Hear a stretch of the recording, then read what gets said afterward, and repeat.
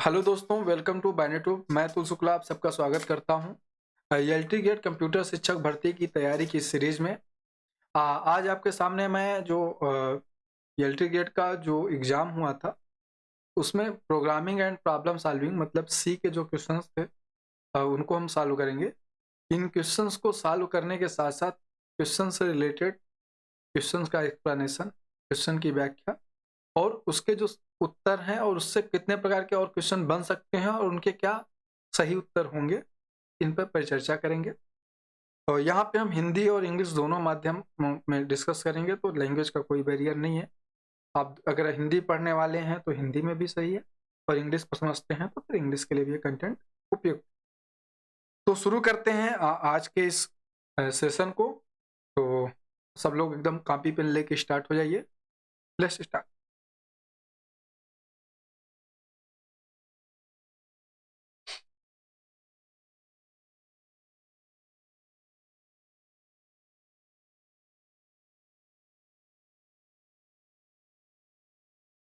तो ये दोस्तों, आज हमारे सामने ये हमारा पहला प्रश्न है और बहुत ही आसान प्रश्न है। अगर इसके शब्दों पे हम देखेंगे, शब्दों को समझेंगे तो क्वेश्चन का आंसर बहुत बहुत सटीक निकलेगा और एक बार में निकलेगा। क्वेश्चन में बोला गया है कि C was primarily developed as a, मतलब सी लैंग्वेज जो है वो मुख्यतः किसके लिए बनाई गई थी या फिर सी मुख्यतः विकसित की गई थी। तो इस पे जो इस पे जो हम समझेंगे वो क्या है कि एक शब्द है यहाँ पे प्राइमरली, इस पे फोकस करना है। तो इसका जवाब जो है बस आपको पढ़ते ही निकल आएगा। देखो, सी से तो जनरल पर्पस सॉफ्टवेयर बनते हैं, मतलब जनरल पर्पस सॉफ्टवेयर बनते हैं। लाइक आप कोई भी सॉफ्टवेयर हम बना सकते हैं सी में। जैसे आप तो एसी के लिए भी, वॉशिंग मशीन के लिए भी, इन सारी चीज़ों के लिए भी कोडिंग सी में लिखते हैं। लेकिन स्टार्टिंग में ऐसा नहीं था। जब सी बनाई गई थी तो सी जो सक्सेसर लैंग्वेज थी वो थी बी लैंग्वेज की, मतलब बी लैंग्वेज के आगे की जस्ट लैंग्वेज थी सी लैंग्वेज। और इसको बनाया था डेनिस एम रिची साहब ने, जिनको हम लोग शॉर्ट फॉर्म में डीएमआर से समझते हैं, डेनिस एम रिची। दूसरी बात यह है कि इस लैंग्वेज को बनने का जो ईयर था वो 1972 था। कहीं कहीं पे 1970 बोला जाता है। अगर आपके पास ऐसा कहीं सिचुएशन आता है कि 70 और 72 दोनों रहेंगे तो आप 72 वहां पे टिक कर देना, otherwise 72 is a correct answer. Dennis एमएची साहब ने इसको बनाया था AT&T बेल लैब पे। AT&T बेल लैब यूएसए में है, वहां पे बनाया था। इसको बनाने का मुख्य उद्देश्य था कि एक ऑपरेटिंग सिस्टम बना था बी लैंग्वेज की मदद से। उस ऑपरेटिंग सिस्टम का क्या नाम था? यूनिक्स। यूनिक्स नाम था। यूनिक्स ऑपरेटिंग सिस्टम को बनाया गया था बी लैंग्वेज से। इस लैंग्वेज को जब बनाया गया तो इस लैंग्वेज में, इस ऑपरेटिंग सिस्टम में कुछ कमियां थी। इस ऑपरेटिंग सिस्टम को और इस लैंग्वेज को पढ़ने के बाद डेनिस एमरिची जी ने एक लैंग्वेज बनाई, उसका नाम दिया सी। और सी लैंग्वेज की मदद से उन्होंने जो हमारे यूनिक्स ऑपरेटिंग सिस्टम था इसको इम्प्रूव किया था। तो यहीं से हमारी इस कहानी से हमारे सवाल का जवाब मिलता है कि स्टार्टिंग में इसको बनाया गया था सिस्टम प्रोग्रामिंग लैंग्वेज, मतलब जो ऑपरेटिंग सिस्टम में क्या होता है, कलेक्शन ऑफ सिस्टम सॉफ्टवेयर्स। तो वही था हमारा सिस्टम प्रोग्रामिंग लैंग्वेज के पर्पज से बनाया गया था। तो इसका करेक्ट जो जवाब होगा हमारा वो ए वाला होगा कि सिस्टम प्रोग्रामिंग लैंग्वेज के लिए बनाया गया था। Next move to the next question. दूसरा क्वेश्चन और भी आसान है, जिसमें सिंपल सी बात पूछी गई है कि the minimum number of temporary variables, मतलब कि दो वेरिएबल के कंटेंट को स्वैप करने के लिए न्यूनतम अस्थायी वेरिएबल की संख्या कितनी होगी। ठीक है, the minimum number of temporary variables needed to swap contents of two variable. तो हम सब ने स्कूल और कॉलेज में अपने स्टार्टिंग में जब सी का कॉन्सेप्ट पढ़ते हैं तो स्वैपिंग का प्रोग्राम हमने पढ़ा। स्वैपिंग का कॉन्सेप्ट अगर आपको नहीं पता तो एक बार समझ लेते हैं कि स्वैपिंग का कॉन्सेप्ट क्या होता है। स्वैप का यहाँ पे कहने का मतलब है कि आपके पास एक वेरिएबल होगा, उसकी कोई वैल्यू है, सपोज कर लीजिए हमारे पास 5 है, और कोई हमारे पास बी वेरिएबल है और उसकी वैल्यू कितनी है, 6 है। स्वैपिंग का मतलब क्या होगा कि ऐसा कुछ आप कर दीजिए जिससे कि क्या हो कि ए की वैल्यू 6 हो जाए और बी की वैल्यू 5 हो जाए। इस काम को करने के लिए हमारे पास दो मेथड होते हैं। एक तो होता है कि यूजिंग थर्ड वेरिएबल और एक होता है without using third variable. Using third variable में क्या होता है कि हम लोग किसी तीसरे वेरिएबल की मदद लेते हैं। सपोज करिए कि हमारे पास एक हमने ए है, एक बी है, एक सी है। तो हम पहले क्या करते हैं, सी की वैल्यू ए में रख देते हैं, फिर हम ए की वैल्यू ए की ए में रख देते हैं बी की वैल्यू, और फिर हम क्या करते हैं फाइनली बी के अंदर रख देते हैं सी की वैल्यू। तो ये हमारा स्टेप होता है। तो इस माध्यम से ए बी सी की वैल्यू आपस में स्वैप हो जाती है। ये तो तरीका था हमारा यूजिंग थर्ड वेरिएबल। तो इस तरीके से क्या होता था कि हमें कितने टेम्परेरी वेरिएबल की जरूरत पड़ेगी, तो वो 1 होगा। लेकिन यहाँ पे पूछा गया मिनिमम नंबर आप, और ऐसा कोई इन्होंने स्पेसिफाई नहीं किया कि तीसरे वेरिएबल को लेना है कि नहीं लेना है। तो ये काम जो हमने अभी 3 वेरिएबल से किया, ये 2 वेरिएबल से भी हो सकता है। 2 वेरिएबल से कैसे होता है? 2 वेरिएबल से करने के 2 मेथड होते हैं। या तो आप एडिशन और सब्ट्रैक्शन का मतलब प्लस और माइनस का यूज कर लीजिए, या तो आप जार ऑपरेटर का यूज कर लीजिए। जार ऑपरेटर होता है, इस जार ऑपरेटर की मदद से करते हैं। जो इसका फेमस सोल्यूशन होता है वो प्लस और माइनस की मदद से होता है। अब बहुत सिंपल सी मैथमेटिक्स होती है, ऐसा कुछ नहीं है। पहले हम क्या करते हैं, ए असाइनिंग टू कर देते हैं ए प्लस बी। फिर क्या करते हैं, A assigning to A minus B, फिर B assigning to A minus. ऐसा कुछ इसका सोल्यूशन होता है। तो इस पे देखो कितने मिनिमम नंबर ऑफ वेरिएबल जरूरत पड़ी, अस्थाई वेरिएबल की, टेम्पररी वेरिएबल की, किसी अन्य की जरूरत पड़ी ही नहीं। तो इसका जवाब हमारा जो होगा डी वाला होगा, कि इसमें हमें जरूरत नहीं पड़ती। तो ये था आपके क्वेश्चन का। तो इसमें हमने क्या समझा कि यूजिंग थर्ड वेरिएबल कैसे करते हैं, विदाउट यूजिंग थर्ड वेरिएबल कैसे करते हैं, और इसको किस तरीके से कर सकते हैं, यहाँ पे भी होगा, ध्यान देना। अगला क्वेश्चन करते हैं। यह क्वेश्चन बहुत ही मजेदार है, और यकीन करिए इस क्वेश्चन को देखने के बाद पहले तो मुझे लगा कि बहुत आसानी से इसका सोल्यूशन हो जाएगा, लेकिन क्वेश्चन उतना आसान तो नहीं था। तो समझते हैं कि इसमें बोला क्या गया है कि ए की वैल्यू 5 है, बी की वैल्यू 2 दिया गया है, और हमसे बोला गया है कि इसका रिजल्ट क्या होगा। ये प्लस की संख्या 5 टाइम है, तो ध्यान दीजिएगा प्लस की संख्या 5 टाइम है, और इसका हमें सोल्यूशन निकालना है। तो अगर ये जिस तरीके से स्टेटमेंट लिखा गया है, स्टेटमेंट तो ऐसे लिखे नहीं जाते हैं, लेकिन इन्होंने लिखा हुआ है, तो हो सकता है अब हमें इसी के बेस का आंसर निकालना है। तो इसके हिसाब से इसका आंसर होगा उपयुक्त में से कोई नहीं, क्योंकि मैंने कई कंपाइलर पे भी रन करा के इस प्रोग्राम को देखा, हिरा रहा। ठीक है, लेकिन अगर इसी क्वेश्चन पे ये ऐसे होता ए प्लस प्लस, अगर ब्रैकेट का यूज ना भी करें तो मतलब पैरेंथेसिस का यूज ना करें, इसको सेपरेशन ऑफ कंसर्न पे ना लेके जाएं, तब भी इसका जो जवाब निकलने वो इस कंडीशन पे निकलने। अब यहाँ पे क्या होगा कि इसका जवाब आ रहा है 8। अगर मैं इसको ऐसे करूं तो इस तरीके से इसका जवाब क्या आएगा, कुछ नहीं, एरर आएगा। ऐसा क्यों हो रहा है? देखो क्या होगा कि जो इंक्रीमेंट ऑपरेटर है, यहाँ पे इंक्रीमेंट होते हैं 2 तरीके से। एक को बोलते हैं प्री इंक्रीमेंट, एक को बोलते हैं पोस्ट इंक्रीमेंट। प्री का मतलब होता है पहले, पोस्ट का मतलब होता है बाद में। ये यूनरी ऑपरेटर होते हैं। यूनरी ऑपरेटर ऐसे ऑपरेटर होते हैं जिनको अपना काम करने के लिए सिंगल ऑपरेंड की जरूरत पड़ती है। तो अगर हम ए को ध्यान में रखें तो ए के बाद हम इतना समझें तो हमारे पास ए प्लस प्लस लिखा है, और इधर लिखा है प्लस प्लस बी। अगर ये ऐसे लिखा होता ए प्लस प्लस फिर प्लस प्लस बी, तब तो ये सही था, इसका जवाब 8 आ जाता। लेकिन जब सब एक साथ लिखे हैं, बीच में कोई स्पेस भी नहीं है, मतलब कोई भी सेपरेशन नहीं है, तो इस कंडीशन में इसका जवाब क्या होगा, उपयुक्त में से कोई नहीं। अच्छा, एरर जो आ रहा है, एरर आने का रीजन क्या होता है आपको बता दें कि प्लस प्लस बी अगर एक बार इवेल्युएट हो गया, तो अगर प्लस प्लस बी पहले इवेल्युएट हुआ तो इसकी वैल्यू हो गई 3। अब ये बी नहीं रहा, और बी नहीं रहा तो ये जो यूनरी ऑपरेटर होते हैं ये हमारे ऑपरेंड पे काम करते हैं, कांस्टेंट पे नहीं। 3 हमारा एक वैल्यू है, कांस्टेंट वैल्यू है, इस वजह से इसका ये एरर आ रहा है।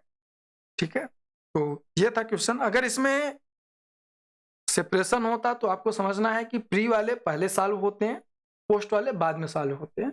इनकी प्रेसिडेंस और एसोसिएटिविटी जैसे रूल्स होते हैं जिसके माध्यम से सॉल्व होते हैं। तो प्री मतलब सबसे पहले और पोस्ट मतलब बाद में। अगर सेपरेशन होगा तो हम इस तरीके से इसको सॉल्व करेंगे, और इस तरीके से जब इसको सॉल्व करेंगे तो इसका रिजल्ट कितना आएगा, 8 आएगा। अब चलते हैं नेक्स्ट क्वेश्चन पे। नेक्स्ट क्वेश्चन जो है ये लूप का क्वेश्चन है, और बड़ा मजेदार क्वेश्चन है। यहाँ पे जो आपको समझने वाली बात है, यहाँ पे इन्होंने पूछा है आपसे मॉडुलस ऑपरेटर के बारे में। अच्छा दोस्तों, मॉडुलस इसको क्या बोलते हैं, परसेंट नहीं बोलते, यहाँ पे मॉडुलस ऑपरेटर बोलते हैं। अब मॉडुलस ऑपरेटर क्या करता है, ये रिमाइंडर को, जो हमारा रिमाइंडर निकलता है, ये रिमाइंडर को अपना रिजल्ट मानता है, और जो डिवीजन ऑपरेटर होता है वो अपने क्वेश्चन को रिजल्ट मानता है। जैसे हम लोग डिवीजन करते हैं तो एक divisor, dividend, quotient and remainder, 4 चीजें होती हैं। तो नॉर्मली केस में क्या होता है कि हमारा जो मतलब हम ऐसे डिवीजन किए 3 6, तो 2 टाइम गया, यहाँ पे आया तो ये हो गया 0। तो ये जो रिमाइंडर ऑपरेटर होता है ये इसको अपना रिजल्ट मानता है। जबकि जो हमारा डिवीजन ऑपरेटर होता है ये इसको अपना रिजल्ट मानता है। अब यहाँ पे इसी के बेस पे हमारा ये सोल्यूशन, तो इसमें क्या हो रहा है टोटली जैसे आप देख पा रहे होंगे, तो यहाँ पे पहले क्या होगा, आई मॉडुलस जे है, तो मतलब आई को जे से डिवाइड करने पे अगर इसका रिजल्ट 0 आ रहा है, मतलब इसका रिमाइंडर 0 आ रहा है, तब तो ये अगले प्रोसेस पे जाएगा, मतलब जे के साथ हमारा क्या हो रहा है, जे में एक इंक्रीमेंट हो रहा है। लेकिन अगर ये ऐसा नहीं हो रहा है तो ये क्या हो जाएगा, इसकी वैल्यू वहीं पे लूप हमारा क्या हो जाएगा, टर्मिनेट हो जाएगा। तो इस तरीके से जब हम देखते हैं इसमें, तो यहाँ पे देखो हो क्या रहा है, आप अगर सिंपल सी चीज इसको समझ पा रहे होंगे, तो यहाँ पे पहले प्रोसेस में क्या होगा कि पहले 6720 जो है हमारे जे की आई की वैल्यू है, और जे की वैल्यू कितनी है, 4 है। पहली बार जब इसका मॉडुलस हुआ तो रिमाइंडर आएगा 0, क्योंकि सीधे सीधे डिवाइड हो जा रहा है। तो जे की वैल्यू क्या हो गई, 4 से बढ़ के कितनी हो गई, 5 हो गई। सेकेंड इटरेशन पे गए तो अब 6720 नहीं रहा, क्योंकि ये इसका डिवीजन हमने किससे किया था, 4 से किया था। तो 4 से किया तो बचा कितना, 1680। 1680 जब बचा, जब इसका मॉडुलस हम 5 से किए, अब वो 4 नहीं रहा, अब ये क्या हो गया, 5 हो गया। तो ये भी प्रॉपर डिवाइड हो जा रहा है। जब ये प्रॉपर डिवाइड हो जा रहा है तो अब की बार 5 से जे की वैल्यू इंक्रीमेंट करके कितनी हो गई, 6 हो गई। और इस तरीके से करते हुए कितने इटरेशन तक जाएगा, 6 इटरेशन तक जाएगा, जहां पे 1 मॉडुलस 9 होगा। मतलब ये जो हमारा 6720 है, ये लास्ट में कितना बचेगा, 1 बचेगा, और जे की वैल्यू इंक्रीमेंट कितनी हो जाएगी, 9 हो जाएगी। तो यहाँ पे जो हमारा आंसर पूछा गया कि जे की फाइनल वैल्यू क्या होगी, वो जे की फाइनल वैल्यू होगी 9। देखो पहले क्या बोला है कि अगर ये आई मॉडुलस जे रिमाइंडर 0 आता है तब ये प्रोसेस पे आगे जाएगा, और उसके बाद आई डिवाइड बाई जे होगा, मतलब 6720 डिवाइड बाई कितना हो जाएगा हमारा, 4। इसको करेंगे तो इसका जो कुछ भी रिजल्ट आएगा क्वोशेंट वाला, क्योंकि यहाँ पे देखेंगे आप तो रिमाइंडर ऑपरेटर नहीं लगा के यहाँ पे हमारा डिवीजन वाला ऑपरेटर लगा हुआ है। रिमाइंडर ऑपरेटर पे कंडीशन चेक हो रही है। तो इस दोनों बातों को समझ के चलना है। इस क्वेश्चन का पूछने का मेन कॉन्सेप्ट ये है कि आपको अगर ये दोनों चीजें आती हैं कि रिमाइंडर ऑपरेटर का डिफरेंस और डिवीजन ऑपरेटर का डिफरेंस, अगर दोनों में आपको डिफरेंस क्लियर है तो आपके लिए कोई भी समस्या नहीं होगी इस क्वेश्चन को सॉल्व करने में। अगले क्वेश्चन को चलते हैं। तो ये भी लूप का ही क्वेश्चन है, और ये क्वेश्चन बड़ा मजेदार क्वेश्चन है। कुछ लोगों ने इसको मैं देखा तो डीएसए में सॉल्व कर रहे हैं, और मैं भी मुझे अभी लगा कि इसको पहले डीएसए में देखते हैं, फिर लेकिन लगा कि इस क्वेश्चन को तो सी पे भी बहुत अच्छे से सॉल्व किया जा सकता है। क्वेश्चन क्या है, consider the following segment of C code, integer J और एन। जे और एन यहाँ पे दो हमारे वेरिएबल हैं, और जिनके इन दोनों वेरिएबल के अंदर भी हमने कोई वैल्यू इनिशियलाइज नहीं की, तो अभी यहाँ पे क्या हो गया, गार्बेज वैल्यू होंगे दो के दोनों के अंदर। फिर जे की वैल्यू को उन्होंने क्या किया, एक 1 से इनिशियलाइज किया कि जे की वैल्यू को हमने 1 मान लिया, while j less than equal to n है, और j assigning to j modulus 2, मतलब कि जब तक जे हमारा छोटा होगा फिर बराबर होगा एन के, तब उसके बाद क्या होगा, जे की वैल्यू 2 से डिवाइड हो जाएगी। फिर उन्होंने पूछा है कि the number of comparison made in the execution of the loop बार any n greater than 0 is. तो देखो अगर इसके सोल्यूशन की बात करेंगे हम लोग, अगर इसके हम फाइनली सोल्यूशन की बात करेंगे, तो इसका सोल्यूशन हमारा जो आंसर आ रहा है हमारा, इसका आंसर हमारा हो जाएगा log 2n, मतलब ये हमारा जो log 2n प्लस 1, ये इसका फाइनल सोल्यूशन होगा। अच्छा ये होगा कैसे, क्योंकि वैल्यू तो दी नहीं गई है, हम करेंगे किसको, इसको इसके जो हमारे गार्बेज वैल्यू है इसी के रिगार्डिंग इसको करेंगे, एक वेरिएबल के तरीके से करेंगे। इसको प्रोग्रामिंग के टर्म में हम पूरा का पूरा नहीं कंसीडर करेंगे, क्योंकि अगर इसको सी के स्ट्रिक्ट रूल पे हम जाएंगे तो इसको क्या हो जाएगा, यहाँ पे आ जाएगा एरर। अगर इसको आप रन कराने की कोशिश करेंगे तो एरर आ जाएगा। लेकिन इसको मैथमेटिकली सॉल्व करते हैं, जब मैथमेटिकली सॉल्व करते हैं तो log 2 इसका डी वाला जो आंसर है इसका करेक्ट आंसर बनता है। तो अब चलते हैं नेक्स्ट क्वेश्चन पे। नेक्स्ट क्वेश्चन है what will be the output of the following. यहाँ पे int a assigning to capital A है, जो कि एक कैरेक्टर है, और इसको उन्होंने इंटीजर वेरिएबल के अंदर इनिशियलाइज किया है। तो होगा क्या कि सबसे पहली चीज तो कंफ्यूजन यहाँ पे होती है, कंफ्यूजन वाला क्वेश्चन है, समझ के चलना है। देखो ये इंट रखते हैं, इंट का मतलब कि हम एक कोई ए नाम का वेरिएबल बना रहे हैं, इसके अंदर हम इंटीजर टाइप का डेटा रखें, सिंपल सी बात। लेकिन इन्होंने इस पे रख दिया है कैरेक्टर। कैरेक्टर क्या होता है, कैरेक्टर को जो रीड किया जाता है वो किया जाता है इसके द्वारा, ASCII आस्की कोड बोलते हैं, American standard code for information interchange.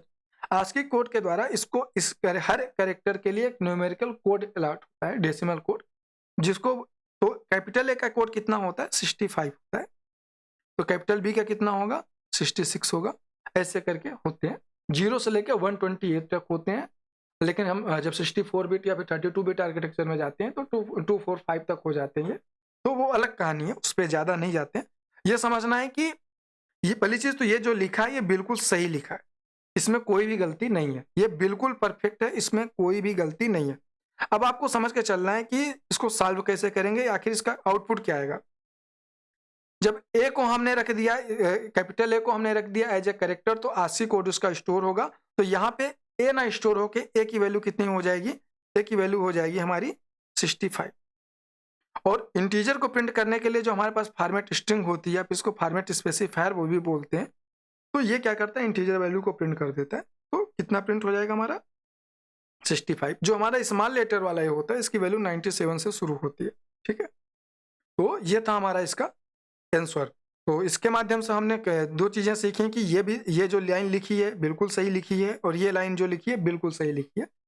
तो लेकिन बहुत लोगों ने क्या किया था कि इस क्वेश्चन को एरर बता के चले आए थे, ऐसा नहीं करना है, आपको समझ के चलना है कि ASCII कोड के द्वारा सारे के सारे कैरेक्टर्स को रीड किया जाता है, सारे के सारे, और कहीं कहीं तो आपसे ASCII कोड का पूरा नाम भी पूछा जाता है। तो ये समझ के चलना है, American standard code for information interchange.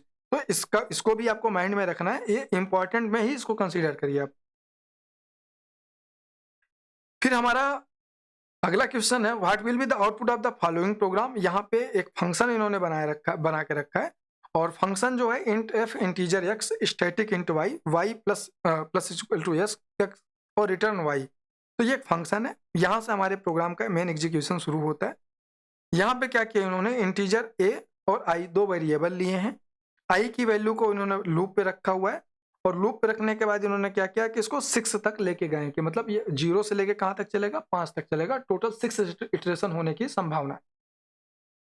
फिर उन्होंने क्या बोला है, हर बार ए वेरिएबल के अंदर इन्होंने फंक्शन को कॉल किया और हर बार आई की वैल्यू को उन्होंने पास किया हुआ है।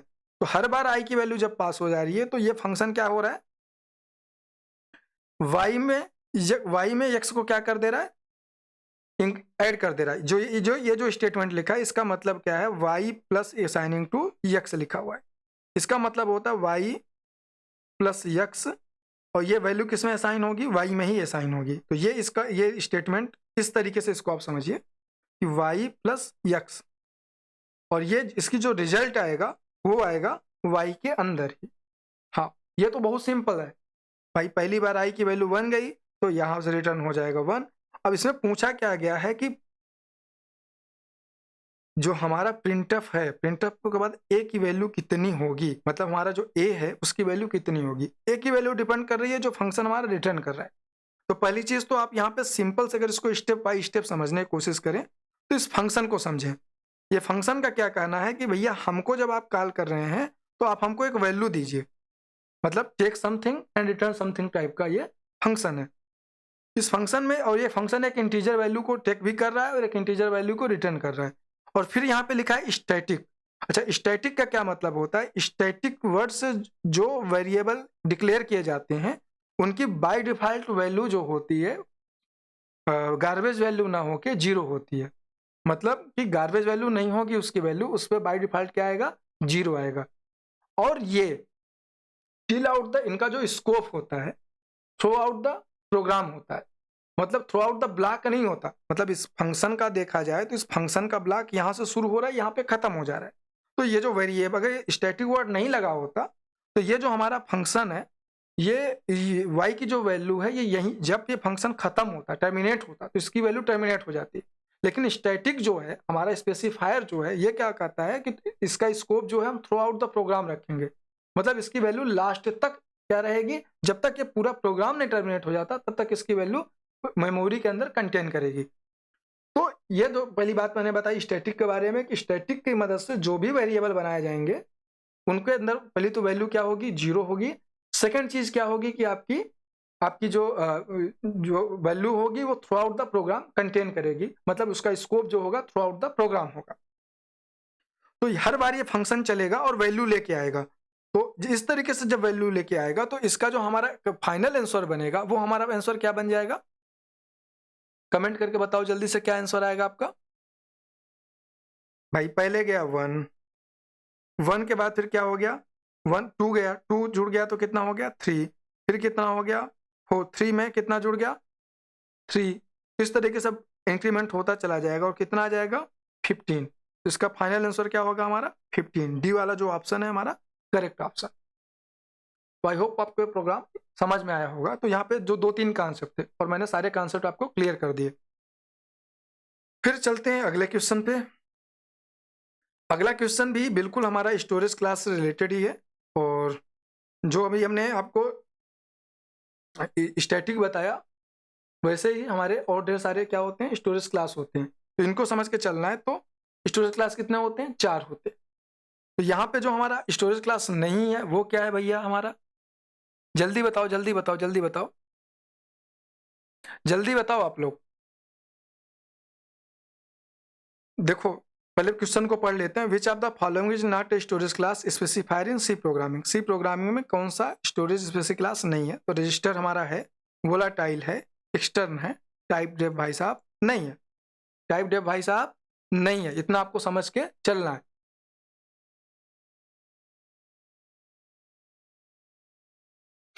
अगले क्वेश्चन पे बात करते हैं। अगला क्वेश्चन जो है हमारा, in C language parameter are always passed by value. मतलब बोला कि सी लैंग्वेज में parameter are always passed by value. तो मतलब पैरामीटर होता क्या है? जब कोई हम फंक्शन कॉल करते हैं, जैसे इस प्रोग्राम में आप देख पा रहे होंगे यहाँ पे फंक्शन कॉल हुआ है, एफ वाला फंक्शन जो है कॉल हुआ है।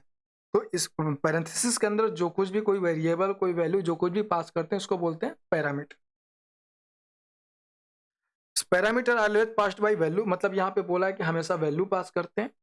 Parameter are always passed by reference. Reference का मतलब क्या होता है? रेफरेंस, पॉइंटर, तो एड्रेस, तीनों को एक समझ के चलिए। रेफरेंस, पॉइंटर, एड्रेस, ये तीनों सेम चीजें होती हैं। तो यहाँ पे बोला गया कि parameter always passed by value. अगर यहाँ पे हम कोई वेरिएबल या फिर कोई वैल्यू पास करते हैं, जैसे एफ नाम का फंक्शन है, यहाँ पे ए पास कर दिया, बाई वैल्यू हो गया। अगर एफ बाई मैंने 5 पास कर दिया तो ये वैल्यू हो गया। अगर मैं यहाँ पे मान लो कि हमारे पास ये कोई वेरिएबल है, ये पॉइंटर हमने बना दिया, अब मैं एफ ए पास करता हूँ तो ये क्या हो जाएगा? यहाँ पे इसके कॉन्टेक्स्ट में ये रेफरेंस हो जाएगा, क्योंकि यहाँ से ये जो होगा किसी न किसी वेरिएबल का एड्रेस ही रखा होगा। तो ये जो एड्रेस रखा होगा तो यहाँ पे क्या पास होगा? रेफरेंस पास होगा। इसको बोलते हैं कॉल बाय रेफरेंस, इसको बोलते हैं कॉल बाय वैल्यू। रेफरेंस की बात जब करते हैं तो वहां पे पॉइंटर हमारा सीन पे आ जाता है। तो ये बोला गया कि parameter are always passed by value. तो देखो पास पैरामीटर वैल्यू द्वारा पास होता है, ये बात तो सही है, लेकिन ऑलवेज वर्ड से क्या है? समस्या है। फिर दूसरे पे आते हैं कि parameter are always passed by reference. भाई फिर वही बात कि भाई कॉल बाय वैल्यू भी हो सकता है, कॉल बाय रेफरेंस भी हो सकता है, पास बाय वैल्यू भी हो सकता है, पास बाय रेफरेंस भी हो सकता है, दोनों चीजें हो सकती है। तो आपको समझ के चलना है। तो ये ऑलवेज वर्ड जो है इन दोनों सेंटेंस को गलत कर दे रहा है। Parameter always passed by value result, non pointer variable are passed by value and pointer are passed by reference. ये बात जो है इन्होंने क्लियर कर कि नॉन पॉइंटर वेरिएबल मतलब जो नॉन पॉइंटर वेरिएबल होंगे वो पास बाय वैल्यू होंगे और पॉइंटर वाले जो होंगे वो पास बाय रेफरेंस होंगे। तो इन दोनों सेंटेंस को गलत बताने के लिए जो हमारे पास इन्होंने ये जो तर्क दिया है, या फिर ये दिस इज द करेक्ट, इसको आप याद भी कर सकते हैं क्योंकि आगे आपको कॉन्सेप्ट समझने में काम भी आएगा। तो ये थी बात दोस्तों हमारे इस क्वेश्चन के लिए। अब अगले क्वेश्चन पे चलते हैं। अगला क्वेश्चन बड़ा मजेदार क्वेश्चन है, क्योंकि हम लोग कॉलेज में या फिर जब एकेडमिक्स में पढ़ते हैं तो इसको ऐसे क्वेश्चंस के साथ हमारा सामना नहीं होता। और इसको समझते हैं पहले है क्या। What does the following C statement means? Scanf, percent sign 4s और str। देखो स्कैनअप तो हमने बहुत किया, और स्कैनअप का मतलब काम, स्कैनअप एक प्रीडिफाइंड फंक्शन होता है जो कि स्टूडियो डाटा जो हमारी हेडर फाइल होती है, standard input output header file, और उस हेडर फाइल के अंदर क्या होता है कि इस फंक्शन की डेफिनेशन, डिक्लेरेशन, सारी चीज़ें लिखी रही होती हैं। तो इस फंक्शन क्या करता है कि यूजर कीबोर्ड से जो कुछ भी वैल्यू इनपुट करता है उसको रीड करने का काम करता है और किसी पार्टिकुलर वेरिएबल के एड्रेस पे क्या करता है? स्टोर करता है उसको। ये तो बात हो गई हमारी स्कैनअप की। स्कैनअप से सर हमें कोई प्रॉब्लम नहीं, स्कैनअप तो समझ आता है। प्रॉब्लम है जो यहाँ पे इन्होंने लिख दिया परसेंट साइन 4s। अगर सर ये 4 नहीं लिखा होता ना तो हमें कोई प्रॉब्लम ही नहीं थी, हम तो कर देते।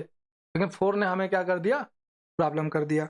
तो समझना क्या, यहाँ पे समझना, इसको बोलते हैं field with specifier, field with WIDTH। अगर प्रिंटफ के साथ लगता, अगर प्रिंटफ के साथ परसेंट साइन 4D लग जाता, तो इसका मतलब क्या होता कि उस नंबर को प्रिंट करने से पहले, उस नंबर को प्रिंट करने से पहले ये 3 का स्पेस लेता। समझिए बात को, जब परसेंट साइन D होता है तो जहां पे, जैसे हम लोग बोलते हैं ए मतलब एक ए, अगर हमने a प्लस ए कर दिया तो इसको बोल देते हैं हम लोग 2a। इसका मतलब क्या हुआ, एक 1a मिला के कितना हो गया, 2a हो गया। इतनी बात समझ आई। जब परसेंट साइन D लिखा है तो इसका मतलब परसेंट साइन 1D लिखा है कि नहीं लिखा है, हाँ बिल्कुल लिखा है। तो वैसे जब परसेंट साइन D पे कितने का स्पेस लेता है, ये 1 का स्पेस लेता है। परसेंट साइन 2D पे कितने का लेगा, 2 का लेगा। तो हमेशा n-1 स्पेस लेके प्रिंट करेगा। अगर प्रिंटफ ये लिखा होता है स्कैनअप की जगह पे और परसेंट साइन 4D लिखा होता है, फिर 4s लिखा होता, तो उस केस में क्या होता कि इस स्ट्रिंग को या फिर उस पर्टिकुलर नंबर को प्रिंट करने से पहले ये कितने का स्पेस लेता, 3 का स्पेस लेता। अब लेकिन बात वो तो सर हमने देखा है, कहीं कहीं तो हमने देखा था, उसके साथ तो समझ आता है, लेकिन सर ये स्कैनअप के साथ हमने कहीं नहीं देखा। तो स्कैनअप का क्या मतलब होता है, तो स्कैनअप पे क्या है कि read exactly 4 character from console. देखो ये क्या करेगा, ये बताता है कि सुनिए, हम लेंगे क्या, 4 कैरेक्टर, हम जो इनपुट करेंगे वो कितने कितने कैरेक्टर लेंगे, 4 कैरेक्टर लेंगे, ये इसका मतलब होता है। और प्रिंटफ पे इसका क्या मतलब होता है कि उस पार्टिकुलर वर्ड को, आपके कांस्टेंट को, वैल्यू को प्रिंट करने से पहले कितना का, n-1, अगर 4 लिखा है तो उससे कम का स्पेस, मतलब 3 का स्पेस लेके कंटेन करेगा। अगर परसेंट साइन 2D लिखा है तो 1 का स्पेस लेके कंटेन करेगा। हम लोग इसको बेसिकली आउटपुट फॉर्मेटिंग के लिए यूज करते हैं। लेकिन जब इनपुट में बात करते हैं, मतलब स्कैनफ में बात करते हैं इसकी, तो ये क्या करता है कि हमारा read maximum 4 character from the console और read string in multiple of 4। तो ये देखो, ये C और D तो ऑप्शन तो बिल्कुल आपके बकवास लग रहे हैं, ये बिल्कुल जवाब गलत है आपका।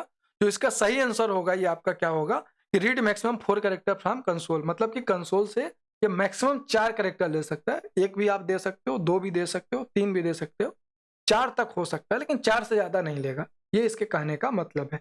ये इसका यूज केस क्या हो सकता है कि सपोज करिए कि हम चाहते हैं कि यूजर का, हम कोई डेटा, कोई लिस्ट, कोई एरे बनाना चाहते हैं, चाहते हैं कि वहां पे नेम की जगह पे केवल 4 ही कैरेक्टर आए, तो यहाँ पे 4 ही लेता है। ठीक है, तो ये हो गई बात हमारे इस क्वेश्चन की। अब चलते हैं नेक्स्ट क्वेश्चन पे मूव करते हैं। और ये क्वेश्चन बड़ा मजेदार है आपका। क्वेश्चन मजेदार का मतलब क्या है कि इस क्वेश्चन को समझ के चलना है आपको कि क्वेश्चन में बोला क्या है। Assume the following C variable declaration. यहाँ पे क्या बोला है कि इंटीजर एस्ट्रिक ए 10, एस्ट्रिक जहाँ पे लगा है इसका मतलब एक पॉइंटर होगा। ये क्या है, एक अरे ऑफ पॉइंटर है, मतलब एक बनेगा ए, इसके अंदर कितने ब्लॉक होंगे, 10 ब्लॉक होंगे, और 10 के 10 ब्लॉक के अंदर क्या रखे जाएंगे, एड्रेस रखे जाएंगे किसी दूसरे वेरिएबल। यहाँ पे वैल्यू नहीं रखी जाएगी, यहाँ पे क्या रखा जाएगा, एड्रेस रखा जाएगा। ये होता है पॉइंटर ऑफ अरे या फिर अरे ऑफ पॉइंटर।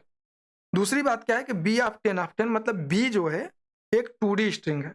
2D स्ट्रिंग को हम लोग मोस्टली मैट्रिक्स के साथ डिनोट करते हैं कि जहाँ पे 10 रो होंगे और 10 कॉलम होंगे, 10 रो होंगे और 10 कॉलम होंगे। लेकिन आपको समझ के चलना है, इस बात को समझने के लिए बोली जाती है कि रो एंड कॉलम के कॉन्टेक्स्ट में स्टोर करता है, जबकि सच्चाई ये है कि सारे के सारे डेटा लीनियर स्टोर होते हैं। ठीक है, among the following expression which will not give compile time error if used as left hand side of assignment statement in a C program, a of 2, a of 2 3, b of 1, b of 2 3। तो देखो इसका जो सही जवाब होगा आपका आई में क्या बोला कि a of 2 left hand assignment. देखो असाइनमेंट क्या होता है, ये असाइनमेंट ऑपरेटर होता है, इसके एक साइड में राइट हैंड होता है, एक इसके साइड में क्या होता है, लेफ्ट हैंड होता है, लेफ्ट राइट, ये दोनों चीजें होती हैं।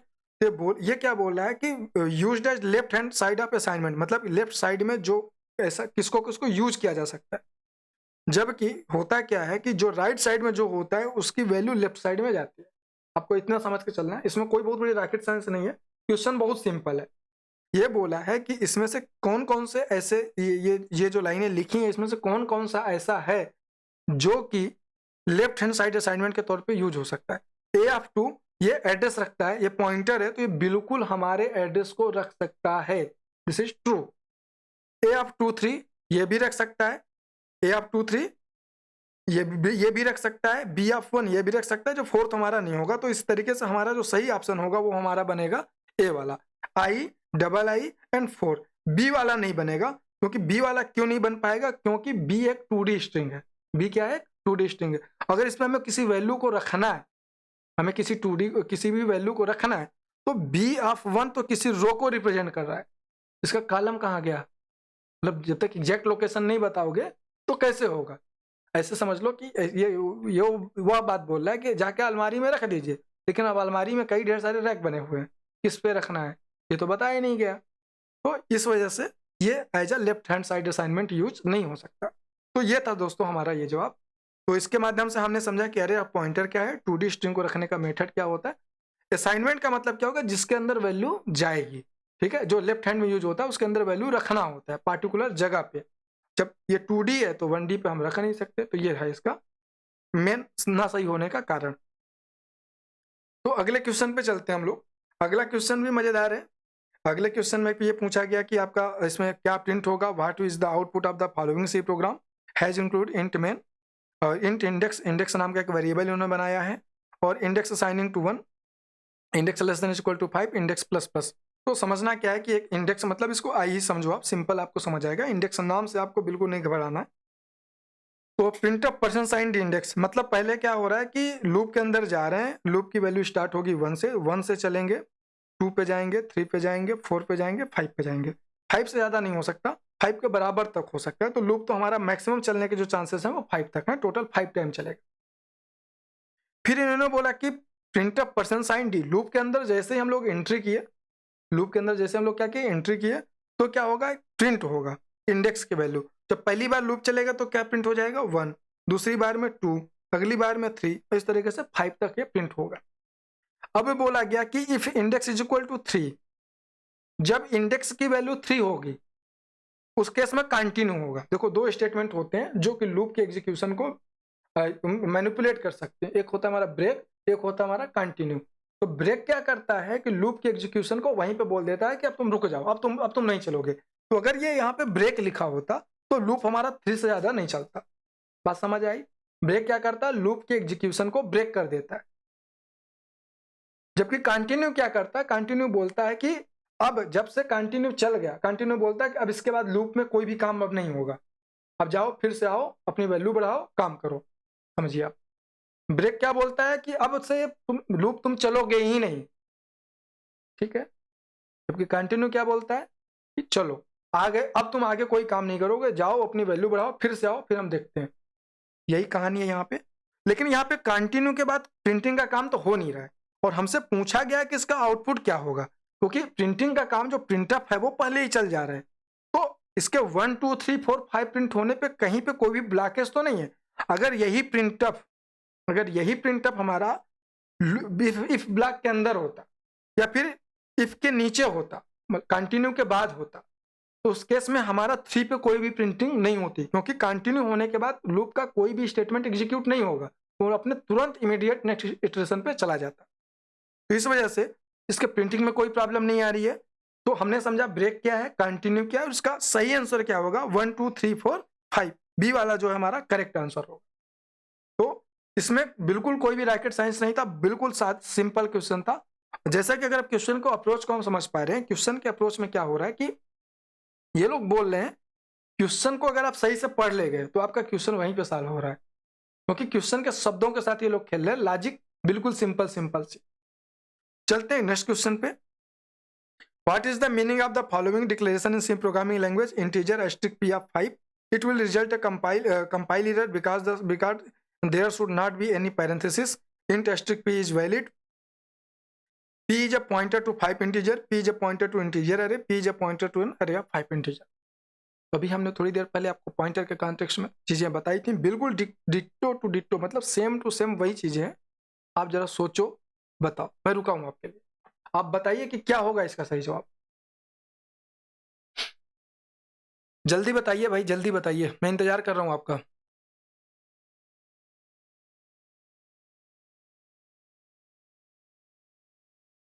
जल्दी बताइए, जल्दी जल्दी जल्दी जल्दी जल्दी बताइए। इसका मतलब क्या हुआ, p is p is pointer of p is pointer to 5 integer. P क्या है, पॉइंटर है 5 इंटीजर का। क्लियर है ये। अगले क्वेश्चन पे चलते हैं। One of the disadvantage of pass by reference is that the called function may inventory corrupt the caller's data, this can be avoided by. मतलब बोला है कि पास बाय रेफरेंस की कमियों में से एक यह है कि बुलाया गया फंक्शन अनजाने में कॉलर के डेटा को करप्ट कर सकता है। मतलब ऐसे समझिए, हमारे पास एक कोई वेरिएबल है ए, इसकी वैल्यू है 5, ठीक है। अब ये कहाँ पे रखा गया है हमें नहीं पता, हमें नहीं पता। अगर हम ए की वैल्यू पे कोई चेंजेस करते हैं तो उस एड्रेस पे जाके वैल्यू चेंज हो जाएगी। लेकिन इस जिसके अंदर, जिस फंक्शन के अंदर ये रहता है वेरिएबल, उसी के अंदर तक इसका स्कोप रहता है, उसके बाहर से उसको कोई चेंज नहीं कर सकता। लेकिन रेफरेंस में क्या होता है कि हम इसका एड्रेस जो होता है वो हम पास करते हैं। जैसे जब हम कोई वेरिएबल बनाते हैं तो एक होता है वेरिएबल का नेम, एक होती है इसकी वैल्यू, और फिर इसका होता है कुछ ना कुछ एड्रेस।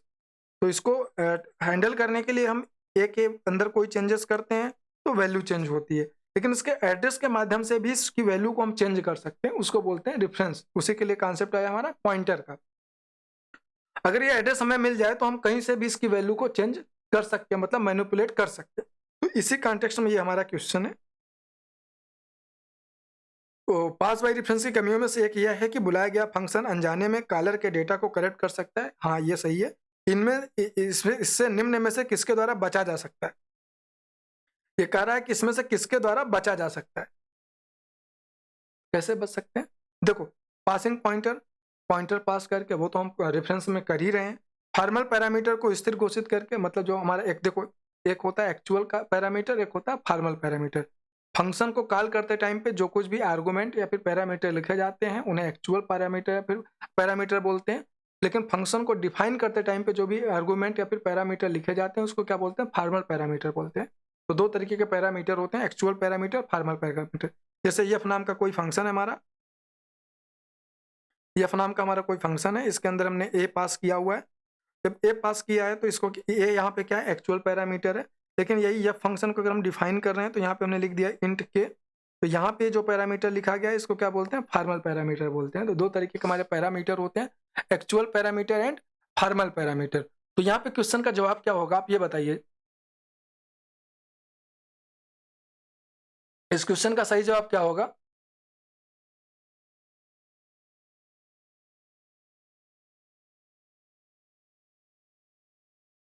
पासिंग पॉइंटर, पॉइंटर पास करने से नहीं, इससे तो नहीं हो सकता। फॉर्मल पैरामीटर को स्थिर घोषित कर, declaring the formal parameter constant. Actual parameter को स्थिर घोषित कर, तो एक्चुअल पैरामीटर से इसका कोई लेना देना नहीं, क्योंकि वो क्या हो रहा है, पास हो रहा है। उपयुक्त तो सभी, भाई सभी तो नहीं हो सकता। देखो, कांस्टेंट बनाने का मतलब क्या होता है, कांस्टेंट वो होता है जिसकी वैल्यू चेंज नहीं हो सके। तो जब हम उसको कांस्टेंट बना देते हैं तो कांस्टेंट बनाने के केस में क्या होगा कि उसकी वैल्यू को चेंज यूज किया जा सकता है लेकिन चेंज नहीं किया जा सकता। और इस मेथड से क्या करते हैं हम लोग की, हमारा वो जो पॉइंटर है उसकी एड्रेस जो है, उस एड्रेस की वैल्यू को मैनिपुलेट नहीं किया जा सकता। तो this is the right answer. तो इस तरीके से हम क्या कर सकते हैं कि declaring the formal parameter constant, constant declare करके उसके हम वैल्यू को करप्ट होने से बचा सकते हैं। तो चलते हैं नेक्स्ट क्वेश्चन में। निम्न में से कौन सा डेटा टाइप मौलिक नहीं है, विच of the following is not a primitive data type. तो देखो अगर इस क्वेश्चन को मैं समझ रहा था तो इस क्वेश्चन पे ढेर सारी बातें हैं जो मैं आपसे कर सकता हूँ। अगर सी के पॉइंट ऑफ व्यू से बात करेंगे तो सी के पॉइंट ऑफ व्यू से तो इसके कई जवाब निकल रहे हैं। लेकिन और सारी लैंग्वेज को कंसीडर किया जाए, क्योंकि आपके सिलेबस में प्रोग्रामिंग लैंग्वेजेस है, ठीक है, प्रोग्रामिंग लैंग्वेजेस भी हैं। तो केवल सी के लिए उन्होंने अलग से दिया है। तो उस कॉन्टेक्स्ट से देखा जाए तो हम इसका एक यूनिवर्सल जो आंसर फाइंड करने की कोशिश करते हैं, यूनिवर्सल फाइंड करने की कोशिश करेंगे, उसके हिसाब से इसका जवाब हम खोजने की कोशिश करेंगे। Boolean, byte, string, double. Primitive data type क्या होते हैं, प्रिमिटिव डेटा टाइप की जो सिंपल सी डिफिनेशन होती है सी में, कि ऐसे डेटा हमारे वो डेटा टाइप जिनकी मदद से हमारे मतलब एक प्राइमरी डेटा टाइप होता है, एक सेकेंडरी डेटा टाइप होता है। तो प्राइमरी डेटा टाइप या फिर प्रिमिटिव डेटा टाइप वो डेटा टाइप होते हैं जिनकी मदद से सेकेंडरी डेटा टाइप बनाए जाते हैं। तो इसमें से सेकेंडरी टाइप का हमारा कौन सा निकल के आ रहा है, स्ट्रिंग, क्योंकि string is a collection of more than one character. अगर एक से ज्यादा कैरेक्टर होते हैं तो उसको क्या बोलते हैं, स्ट्रिंग बोलते हैं। तो इस तरीके से इसका आपका जो जवाब बनता है, आपका यहाँ पे जो जवाब बनेगा वो आपका जवाब बनेगा भैया क्या, डबल। डबल, बाइट, बुलियन और स्ट्रिंग। तो इसका जवाब क्या बनेगा? जल्दी बताओ, जल्दी बताओ। इसका जवाब बनेगा आपका स्ट्रिंग, क्योंकि इसकी जो सिंपल सी डेफिनेशन है कि ऐसे डेटा टाइप जिनकी मदद से सेकेंडरी डेटा टाइप, सेकेंडरी में अरे, string, union, structure, class, object जो ढेर सारे बनाए जाते हैं वो हमारे क्या होते हैं? सेकेंडरी होते हैं। तो इसमें से प्राइमरी मतलब प्रिमिटिव हमारे वो हो गए जिनकी मदद से बनाए जाते हैं। तो बुलियन तो हमारा है सीधा सिंपल सा, ट्रू और फॉल्स में वैल्यू होती है। बाइट क्या होता है? जो कि नंबर को स्टोर करता है, लेकिन छोटे नंबर्स को स्टोर करता है। डबल जो होता है वो फ्लोटिंग पॉइंट नंबर को स्टोर करता है। जब फ्लोटिंग पॉइंट नंबर्स हमारे बड़े हो जाते हैं तो ये ज़्यादा मेमोरी ऑक्यूपाई करता है, तो उस केस में हमारा डबल यूज होता है। स्ट्रिंग जो है वो क्या होता है कि वो सीक्वेंस ऑफ कैरेक्टर होता है, और इस केस में ये प्रिमिटिव कैरेक्टर की मदद से मिलकर बनाया जाता है। तो ये हमारा जवाब यहाँ पे जो होगा वो सी होगा। इसमें पूछा है कौन सा नहीं है, तो बाकी सारे हमारे हैं और स्ट्रिंग हमारा नहीं है। जबकि सी में हमारे अंदर क्या होता है? इंट, कैर, वाइड, डबल, तो फ्लोट, ये हमारे 5 प्रिमिटिव डेटा टाइप होते हैं। बुलियन और बाइट जैसा कॉन्सेप्ट नहीं है। बुलियन और बाइट जैसा कॉन्सेप्ट हमारा किसके अंदर है? जावा के अंदर है और सी प्लस प्लस के अंदर है। तो इस हिसाब से, सी के हिसाब से, तो इसमें पहले मैं आपको बता चुका हूँ, इससे कई जवाब हो सकते, लेकिन जावा के हिसाब से या फिर अदर लैंग्वेज को कंसिडर किया जाए तो यहाँ पे स्ट्रिंग जो है हमारा करेक्ट आंसर है। और स्ट्रिंग को हम इस तरीके से बोल सकते हैं कि हाँ, स्ट्रिंग हमारा प्रिमिटिव डेटा टाइप नहीं है। The statement string var is equal to 1 var 1 assigning to new string थी। अगला क्वेश्चन है हमारा, क्वेश्चन को समझिएगा। क्वेश्चन में बोला क्या गया है?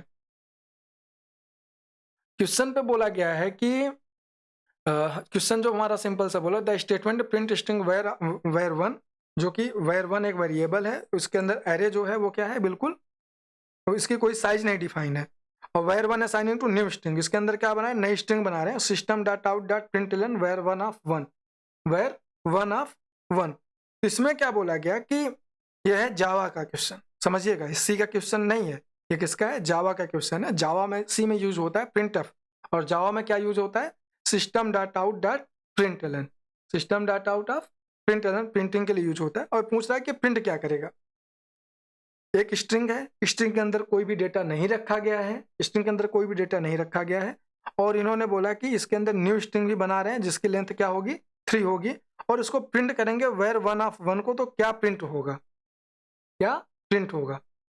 तो इसके जवाब को समझने की कोशिश करेंगे। तो जब इसके जवाब को समझने की कोशिश करेंगे तो यहाँ पे आएगा नल, क्योंकि इम्पटी स्ट्रिंग को क्या समझा जाता है? नल समझा जाता है। तो इसका जवाब क्या होगा? नल। सी का पॉइंट ऑफ, सी का क्वेश्चन नहीं है, ये जावा का क्वेश्चन है। जावा में जब कोई इम्पटी स्ट्रिंग होती है तो क्या होती है? नल होती है।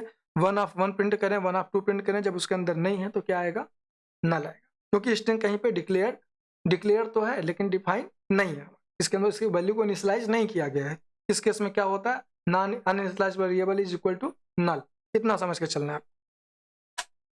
अगले क्वेश्चन पे बात करते हैं। बड़ा मजेदार क्वेश्चन है। इस क्वेश्चन को पहली बार मैं जब एग्जाम हुआ था तब मैंने देखा था, और क्वेश्चन का कॉन्सेप्ट जो है बहुत तगड़ा है कि the number of threes in the output of the program, इस प्रोग्राम में 3 कितनी बार प्रिंट होगा? तो समझना क्या है कि प्रिंटफ, सबसे पहले क्या आएगा? प्रिंटफ होगा। प्रिंटफ में हो जाएगा प्रिंट कितना? 1 एक बार प्रिंट हो जाएगा। फिर फोर्क होता है।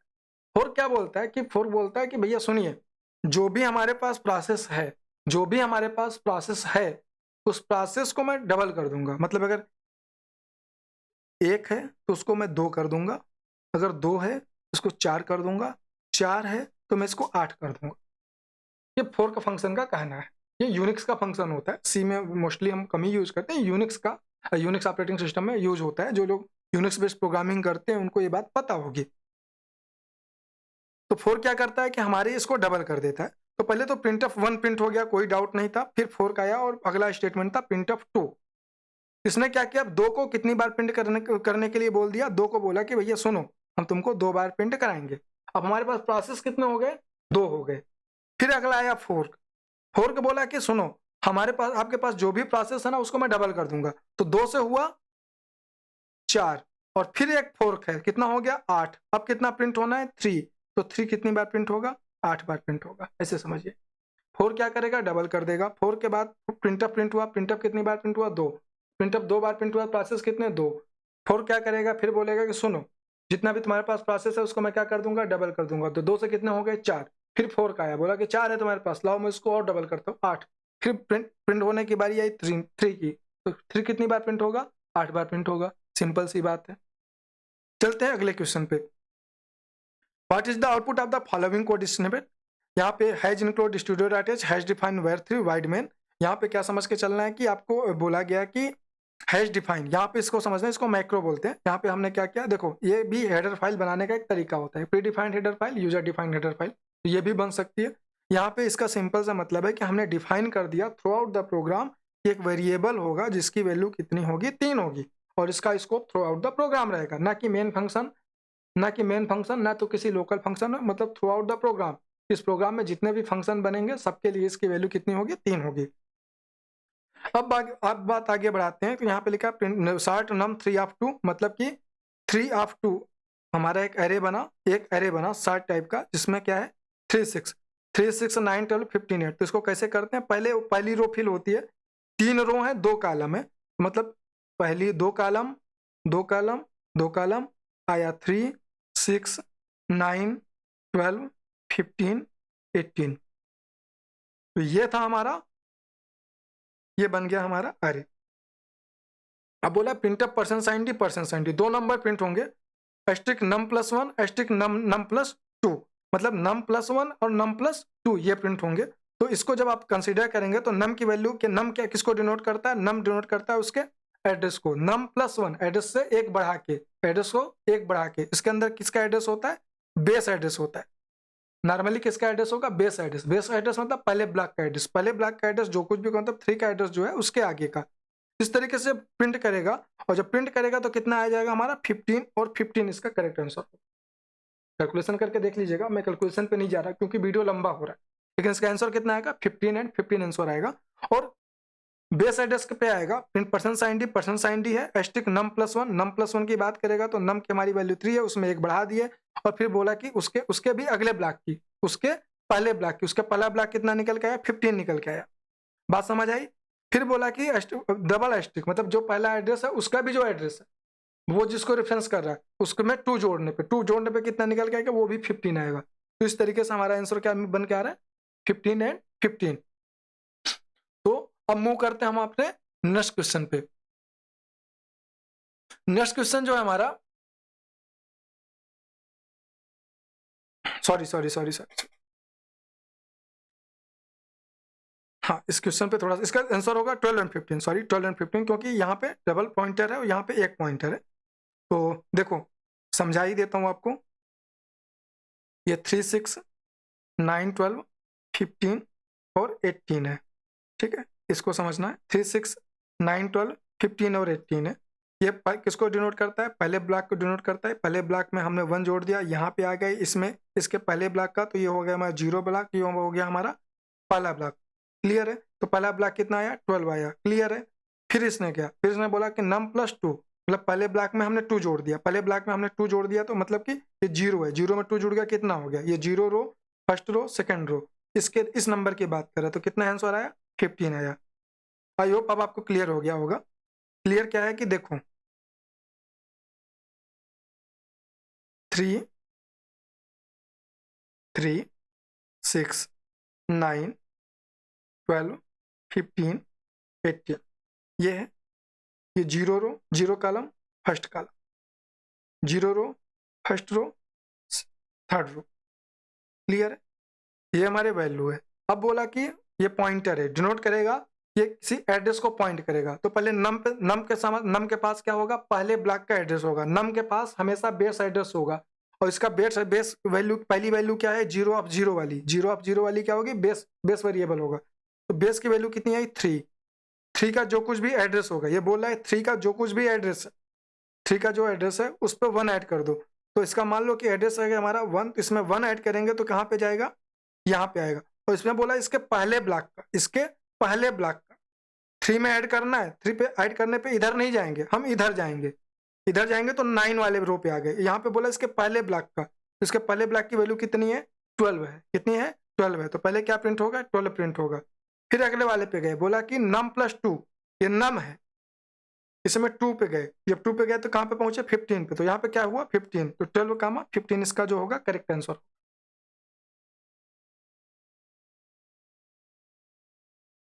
दोस्तों ये रही हमारी बात, ये रही हमारी कहानी।